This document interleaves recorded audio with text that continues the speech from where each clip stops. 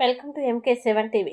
తెలంగాణ రాష్ట్రంలో పత్తి రైతులు ఎదుర్కొంటున్న సమస్యలకి వ్యతిరేకంగా భారత రాష్ట్ర సమితి కార్యనిర్వాహక అధ్యక్షులు కేటీఆర్ గారి పిలుపు మేరకు నాగర్ కర్నూలు జిల్లా కల్వకుర్తిలో కాటన్ మిల్లు వద్ద మాజీ మంత్రి వి శ్రీనివాస్ గౌడ్ గారు మరియు మాజీ ఎమ్మెల్యే జైపాల్ యాదవ్ గారు రైతులతో కలిసి నిరసన వ్యక్తం చేయడం జరిగింది. ఈ సందర్భంగా మాజీ మంత్రి వి శ్రీనివాస్ గౌడ్ గారు మాట్లాడుతూ కేంద్రంలో బీజేపీ ప్రభుత్వం మరియు రాష్ట్రంలో కాంగ్రెస్ ప్రభుత్వాలు పత్తి కొనుగోలు విషయంలో రైతుల్ని విస్మయించాని cotton corporation of India CCI ఆంక్షలు విధించడంపై తీవ్ర అసంతృప్తిని వ్యక్తం చేశారు.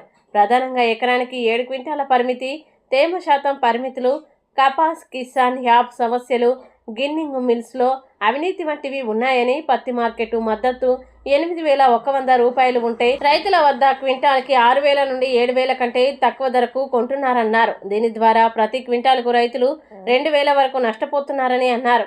అదేవిధంగా తుఫాను వర్షాల వల్ల నష్టపోయిన రైతులకి నష్టపరిహారాన్ని అందించాలని ప్రభుత్వాన్ని డిమాండ్ చేయడం జరిగింది. ఈ ధర్నా ద్వారా ప్రభుత్వానికి ఒకటే తెలియజేస్తా ఉన్నాం, ఇది పూర్తిగా నిర్లక్ష్య వైఖరి ప్రభుత్వాన్ని.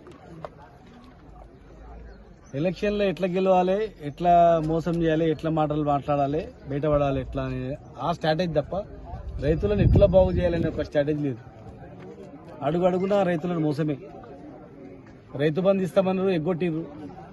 కరెంటు మంచి పుష్కలంగా ఉండేది, మొత్తం కరెంటు పోయింది. ఇప్పుడు రేపు మామ కరెంటు మీటర్ కూడా పెడతారని అంటున్నారు.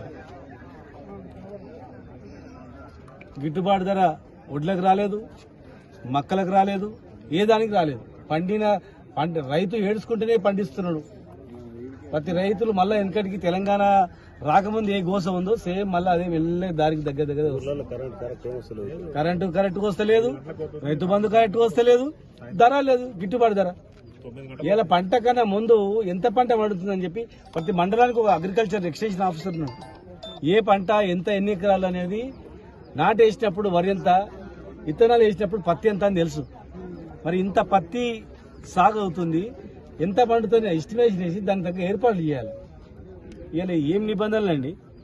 పత్తి పంట ఎప్పుడు పండితే అప్పుడు అమ్మడానికి విసులుబాటు ఉండాలి, అంతేగాని ఈ డేట్ లోపల అంటే దానికి ఒక నిబంధన, రైతుకు నిబంధన ఉంటుందా? రైతు ఎంత పండిస్తే అంత ఇవ్వాలా అంటే ఎక్కువ పండించడం తప్ప నువ్వు ఎకరాకు 7 క్వింటాలు కొంటాను ఏం నిబంధన అది? ఎవడు చెప్పి ఏ దిక్కుమాలిన నిబంధన అది? మరి 10 క్వింటాలు పండింది, ఇప్పుడు ఏడబోయాలి, మరి ఏడబోసుకోవాలని. ఇదే మిల్లు దగ్గర తగలబెట్టిపోయాడు ఒక రైతు, ఏడ్చుకుంటా పత్తిని మొత్తం అంటిపెట్టిపోయాడు. నాశనం అయిపోవాలి ఈ ప్రభుత్వాలు ఇట్లా చేస్తున్నాయని చెప్పేసి. కనీసం కనిపించగలరు కదా. 7 క్వింటాలు కొన్న తర్వాత మిగతా ఎవడు కొనాలా?